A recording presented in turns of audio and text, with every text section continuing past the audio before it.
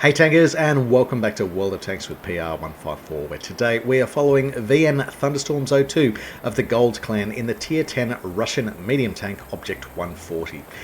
Now, this is a pretty amazing tank, and it's one of those tanks that if you're in a clan that hasn't quite found its way into Chieftains or 279Es or Object 907s, this is often the medium tank that they direct you to get because it is such a versatile piece of equipment.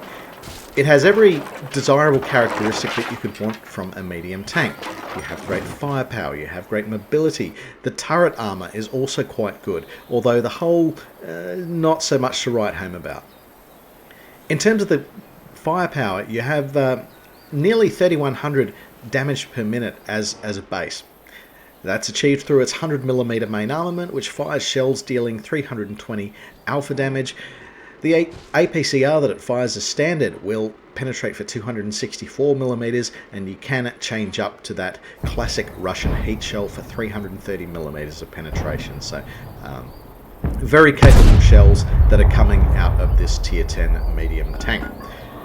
It's also quite accurate. Base dispersion is 0.34 meters per 100 meters, but it's the dynamic dispersion factors where this vehicle really shines. Your residual dispersion from moving the vehicle, moving the turret, turning the hull, they are 0.08, 0.08 and 0.1 respectively, which are values that are actually quite low. And what that does is it gives you much greater first shot probability when you're firing on the move or having to snapshot your enemy. Now at this stage, VN Thunderstorms 02 is playing a fairly conservative game. There are other vehicles that are pressing forward. In particular, you've got heavy tank destroyers that are trying to bracket the city. You've got a couple of your medium and tank destroyers that are in the mid trying to cover that swamp area, and then a lot of the hull down vehicles are contesting the eastern side of the rail line. Unfortunately, with only 7 degrees of gun depression, that doesn't leave a lot of places where VN Thunderstorms can contest with Object 140. Now the turret armour is quite good, and 7 degrees of gun depression isn't the worst. In fact, it's probably pretty good by Russian standards. But they've elected to play a more conservative game from the outset.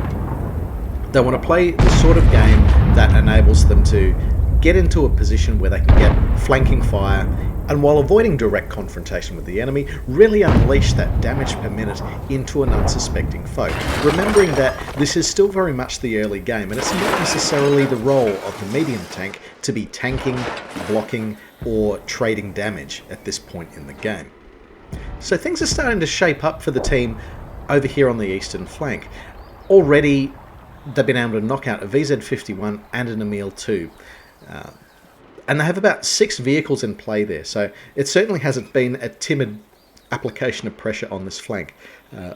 Of course, they knocked out the enemy Char Future 4 earlier in the game as well. There was a bit of return fire, however, Kranvan having knocked out the ST1. But the Kranvan starting to get wrapped up by superior numbers there. So VN Thunderstorms is taking this opportunity to take the low ground around the eastern rail line, and if they can get into that, position around E8, E9, then they really are in a position where they can start to put flanking fire into just about any enemy side. Approaching this way is probably quite sensible as well, because as we can see, there's the VZ 111 GFT. That is providing a bit of overwatch for whatever might be charging up that zero line. There's also a Foch B, so VN Thunderstorms is now starting to get their gun into the game. They're starting to pull damage off that French heavy tank. Now the Foch B may well be on reload, and it's just as well because they've already knocked out 2 of the enemy team. From this position as well, VN Thunderstorms can also start to get shots in towards medium tanks that might be trying to bracket the heavy tank destroyer position as well. Now we can see the numbers in this game are starting to fall away pretty quickly. The scores are now 4-5. Unfortunately, we're not having a hell of a lot of success landing penetrations on the Object 140 from here. That's in spite of the quite good accuracy of this vehicle. And the way VN Thunderstorms has got this vehicle tuned with improved ventilation, presumably they're running a Brothers in Arms crew as well, they should be getting about 0.31 metres per 100 metres of accuracy out of this vehicle, and also achieving close to 3,700 damage per minute. Unfortunately, that hasn't helped their team out on the western flank too much. They were just slightly too far away in order to have a meaningful effect on that fight. Not for lack of effort there, that was a lot of shots gone down range, but from here they're able to get the flanking fire into these enemy tank destroyers, unfortunately missing out on the kill on the WZ-111 GFT, but still being able to maintain the fire. He's got a great angle here on the enemy Foch B. And is just tearing the hit points off the Tier 10 French tank destroyer and is able to knock it out for their first kill. Now, by all accounts, you might feel that they haven't done all that much. But in actual fact, by now they've actually picked up 1,800 hit points worth of damage, and have done so without too much personal risk or personal exposure. And you might not like it, but in many ways, that's kind of what ideal medium tank gameplay looks like. Now, there's been a couple of lucky bounces there from the Object 257 and the IS-4. World of Tanks is certainly a game that I'd rather be lucky at than good at. But for the cost of no hit points of their own, they've been able to almost equalise their hit points inflicted on the enemy team. And that's where I talk about optimal medium tank gameplay, where you're trying to use high damage per minute, good penetration capability, and good mobility in order to be able to get these optimal firing angles on the enemy team. You're trying not to trade away on hit points. You often don't have the armor profile to sustain hits. Now, by repositioning under this rail bridge, he has full broadside access on the enemy Object 257. Unfortunately, the Waffenträger Ultrapanzer 4 has been knocked out, but VN Thunderstorms certainly doing their best to ensure that that death was not in vain. He's pouring fire on enemy vehicles that are still left lit, knocking out the M60 there. Now, unfortunately, the enemy team at this stage, they do outnumber them 2-1, so there's going to be quite a fight on VN Thunderstorm's hands, still continuing to pour the APCR into where they think the enemy might be. There's a Centurion 7-1 on the friendly team that is sort of playing the cap area. There's also a Super Conqueror on the eastern side of the rail line that's probably playing that hull down and being able to light some of these enemy vehicles. So VN Thunderstorms is able to follow up with the fire and try to engage these enemy vehicles from an unsuspecting angle. Unfortunately, we have lost Super Conqueror, and we can see the enemy 4005 Stage 2 has pressed on and shut down the friendly Centurion 7-1.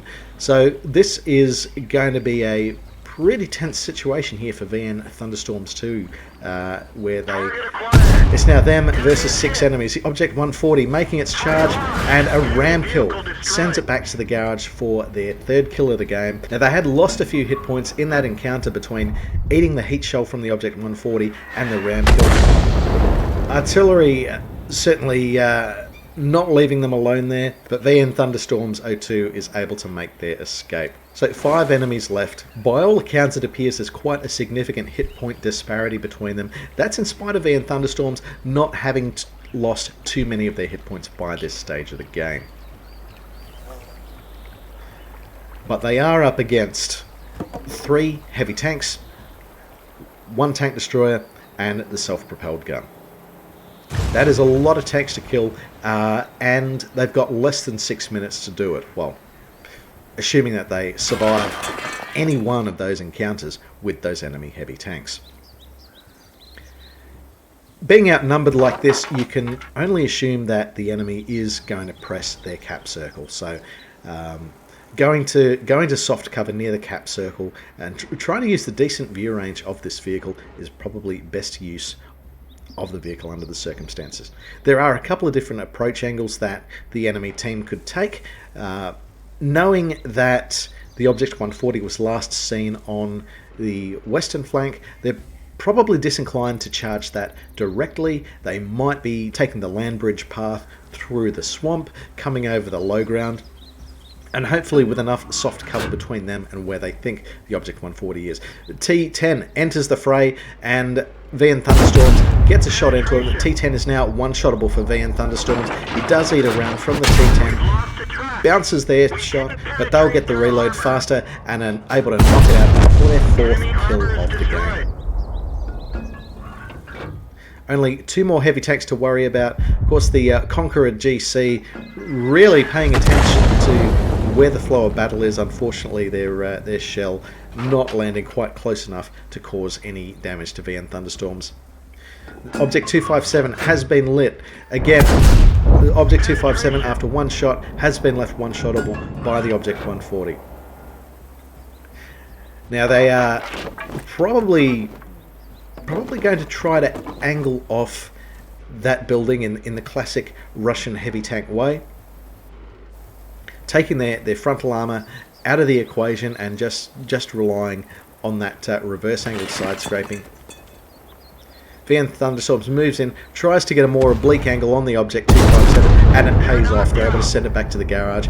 Also, a bit of return fire from the enemy IS-4, managing to hit the lower frontal plate there. And that is a rather surprise hit from the enemy FV4005. Now this vehicle has a very long reload, so under the circumstances, if you've got a high DPM, high reload tank, then you are almost duty bound to rush the FV4005 and knock it out of the game. Fortunately, it's not too much of a threat while it's on the reload, and they're able to knock it out. So I mean, once you reduce enemy hit points to 0, you reduce their DPM to 0. So certainly neutralizes that threat. This just leaves 2 enemy vehicles in the game. So VN Thunderstorms has got a bit of a choice to make here. Either they go in and brawl with the IS-4, who at this point in time is in a vastly superior hit point position to VN Thunderstorms. They might be able to rush for the enemy cap. They might be able to knock out the Conqueror GC. But fortunately, Conqueror GC has made that prospect a lot easier. They've pushed forward to try to pressure the cap area or maybe reduce their flight time, but unfortunately they put themselves in a position where VN Thunderstorms has completely got the drop on them. The IS-4 has also angled in a way to try to chase down VN Thunderstorms rather than try to take the initiative and start capping out. This turns the engagement into something that VN Thunderstorms can exert a lot more control over. They have advantage of much greater mobility over the IS-4. Their concealment values are also quite superior. Look at them, they're cresting this ridge now, using the double bush between them and the IS-4. Unfortunately, that shot didn't quite come off. A bit of a low roll on the penetration, I would suspect. Effective armor on the IS-4's lower frontal plate is about 230 millimeters, so considerably lower than the 264 millimeters that VN Thunderstorms gets with the APCR. But for that insurance policy, they have switched to the heat shells. They've got their last one loaded, and they managed to land with that as well. IS-4 is now 2-shottable for them, but VN Thunderstorms has only got the standard APCR left now, so they will need to penetrate 2 more shots. At the same time, however, they are one-shottable to the IS-4, so they do have to be quite careful here. Both vehicles are matched for view range at 400 meters base, although the concealment values of VN Thunderstorms are going to work to its advantage. I suspect the IS-4 knows it was spotted, so it has taken the swing at the bush, but it ended up being a bit of a blind fire there. VN Thunderstorms moving up while IS-4 is on the reload. There is now less than a minute left in the game, so they do need to get this kill or the game could potentially be drawn out. They managed to crest the ridge first. The shot does not manage to penetrate the lower frontal plate. They must have got it on the right on the button where the 2 plates meet. Excellent angling of the lower frontal plate by the IS-4 forces another bounce. 6 shells left. The cupola shot not quite coming off there for VN Thunderstorms, so they are just going to go for it while the IS-4 is on the reload. Another shot for just letting them know that they're there. But now to the side of the IS-4. IS-4 fires, swings, misses. This is VN Thunderstorm Mo2's game, and they send the IS-4 back to the garage for their 8th and final kill of the game. What an absolutely stellar finish there for VN Thunderstorms 02. Let's take a look at the results. So from a rather cautious, slow and arguably campy start, they have come away with an Ace Mastery badge and their first mark of excellence, which if they keep continuing to play like this, arguably there will be many more of those marks of excellence to come for VN Thunderstorms 02 of the Gold Clan. Now, they've picked up an absolute fistful of epic medals here. Let's go through them. First off, we've got Kolobanov's medal. This is awarded to any tanker that will stand and win against a 5v1 or more. In this case, it was a 6v1 that VN Thunderstorms 02 had found themselves in, so they did exceedingly well for playing through that. This is not a medal that you see every day. They've also picked up the Radley Walters medal for taking at least 8 enemy kills, and that's exactly where they landed. 10 kills will start to get you in towards the Pools medal, but Radley Walters on its own is an amazing achievement. Accordingly, they have also picked up the Top Gun medal, but Top Gun kind of pales in comparison to Radley Walters because you need the extra 2 kills in what is typically a 15 versus 15 engagement.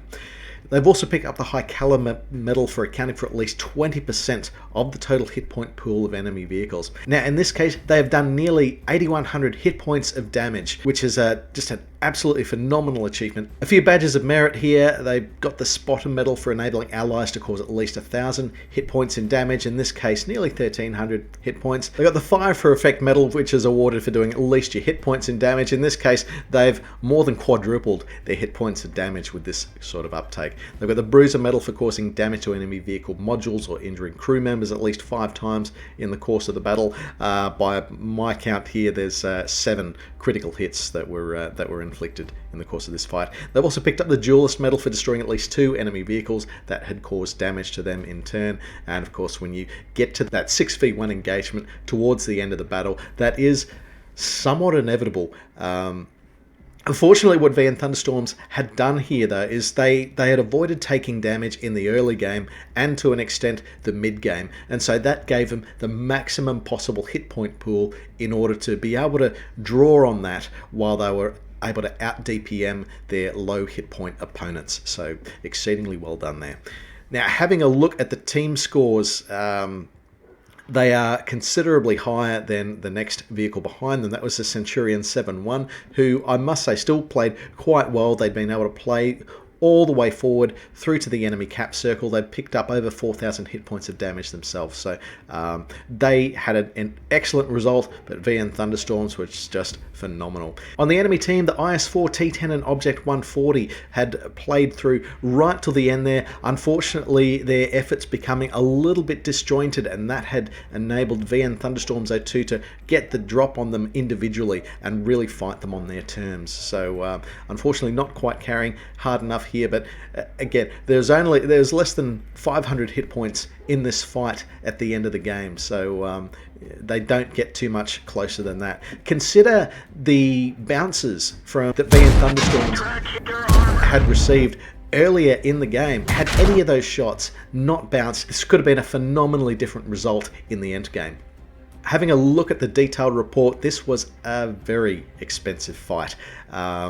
They had dropped about 63,000 credits overall, and that was down to largely a considerable ammunition bill. Having fired all 20 of their heat shells in the course of their battle, remembering they were really just down to their last handful of APCR shells in the final duel against the IS-4. There was a bit of a consumables bill as well, having run extra rations, the food, as well as the large repair kit.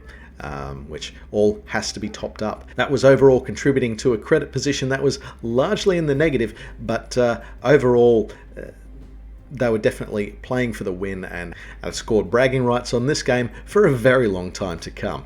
A special thanks to KT Monster 127 of the Loot Clan for sending this replay in on behalf of their friend VN Thunderstorms. Really appreciate you considering the channel and sending this amazing replay in. In the meantime, if you have a replay of your own that you'd like to see featured on the channel, then please reach out over Discord or any of the links below.